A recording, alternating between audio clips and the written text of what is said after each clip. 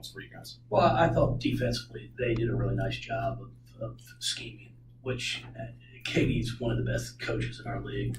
I think she's outstanding. I've got the utmost respect for her. I thought they had a great game plan going into it, which they had one last year. They've always had one. She's good. So they challenged our players that aren't great shooters to shoot.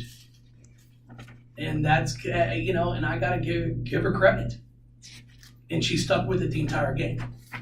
She stayed with that game plan, and it worked for her. Because we some kids get some wide open shots that at crunch time that we didn't make. And that's what you have to do. You've got to be able to get in the gym. As I always say, you don't want to be a liability on the floor.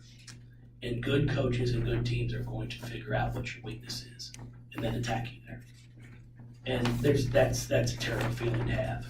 And that's one thing, I've got to give for Dana. I thought for the most part, I thought she played well, but the thing that's, when we played at Central Michigan before Christmas, Central Michigan played a triangle 2 and left her wide open.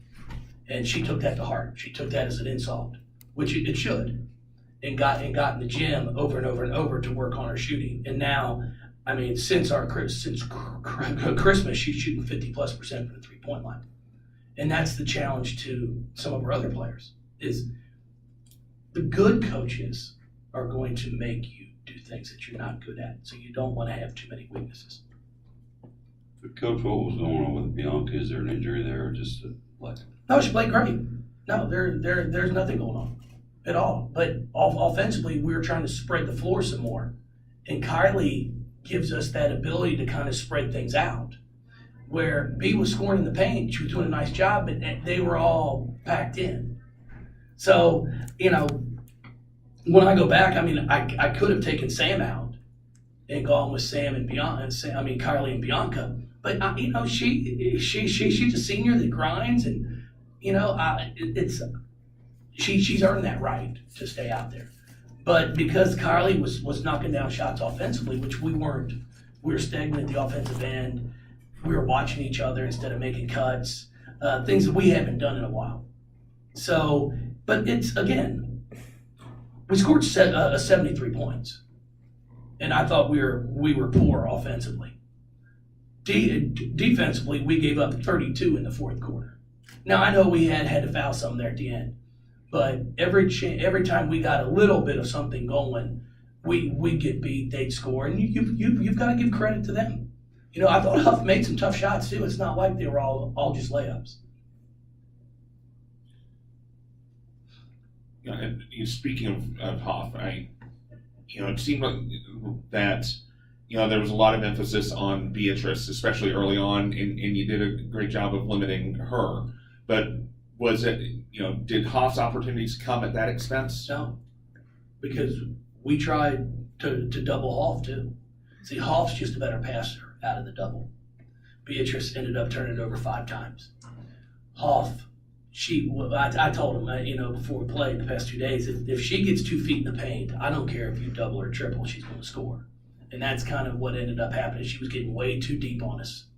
And then even if you go and double, she's just going to score.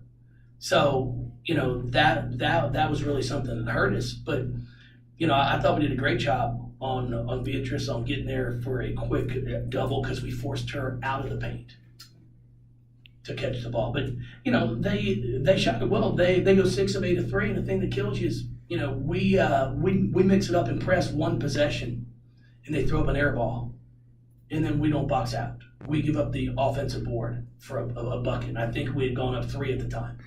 So it's like you're trying to get a little momentum, change some things up, kill you.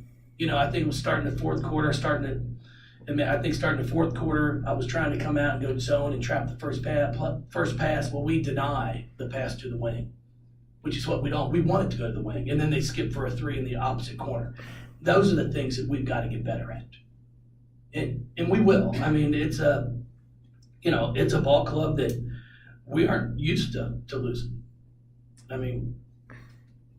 I think we're 59-5 now, the past 64 ball games. So there's a team that's not used to losing. So I'm pretty confident that we're going to come back and be prepared to play. And I was actually pleased with how we executed in the last minute of the game.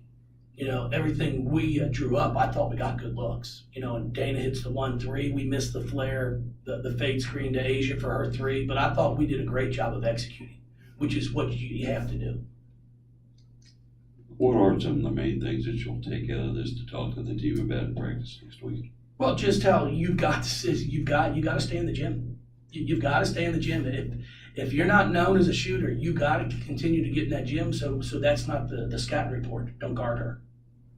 That's a terrible feeling to have, and that should hurt. And inside, it should put some fire in your belly, to want to stay in the gym. So, we're going to have to work on that. Defensively, we're going to have to get better. Scoring wise, again, we scored enough points to win.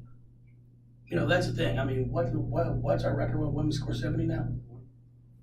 I've got it here in the notes. I get it. It's like 170 and 11 or something.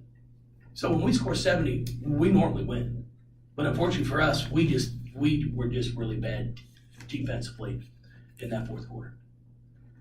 The start of the second half, you came out with a lead, and they scored several straight possessions. Did you get offensively looks you wanted in that, or was there something? Yeah, I thought we had good looks. We just missed shots. It was wide open looks. To start that third quarter, I think we got 3 offensive rebounds and had 3 great looks and missed them. And that's where if we come out and make that, we knock down a bucket to start the third quarter. Now all of a sudden you got some excitement, you got some energy. But unfortunately, I think we went 4 or 5 minutes and didn't score in that third quarter, which was just a killer. It's 37-31. Our first bucket comes at 6:12. So now we actually defended okay because we're up 2 at that point in time. But no, it's one where you sit here as a coach and you've got to just go back and figure things out, and we have to challenge ourselves. It's what it all comes down to. We're up 4 with 6 minutes to go.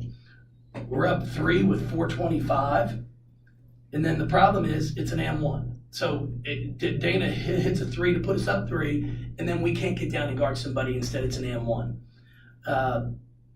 And that's really just, it was the turning point for the ball game when we just could not come up with any stops. But I appreciate the crowd. It's an unbelievable game. The introductions were awesome to have our five survivors be a part of it. Halftime, I was told, was fantastic. So, I'll take the blame as I always do on losses, and we'll get better. But, we're just fortunate that we don't have to. We haven't had to lose a whole bunch here in the past few years. So it's going to sting some. It's going to sting. But we got a lot of ball games left, and everything's still in front of us. That's the neat thing about it. We got 4 games left. We got 2 at home, 2 on the road.